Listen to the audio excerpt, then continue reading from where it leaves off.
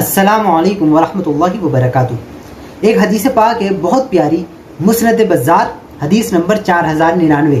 پیارے آقا صلی اللہ علیہ وسلم نے ارشاد فرمایا کہ بندے کو رزق اس طرح تلاش کرتا ہے جیسے بندے کو موت تلاش کرتی ہے۔ انسان کتنی کوشش کرے کہ موت سے بھاگ جاؤں، موت مجھ تک نہ پہنچے، چاہے وہ کسی کمرے میں بند ہو جائے، کسی کوٹری میں بند ہو جائے، کسی تہ خانے میں بند ہو جائے، لیکن موت سے نہیں بچ سکتا، موت وہاں آ کر ہی رہے گی۔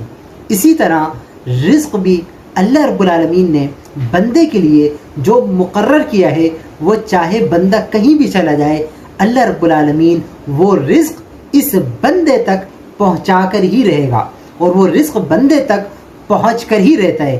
تو اس لیے اللہ پر بھروسہ کریں۔ آج کل مشکل حالات ہیں، لیکن اللہ نے جو رزق لکھا ہے وہ کوئی آپ سے چھین نہیں سکتا۔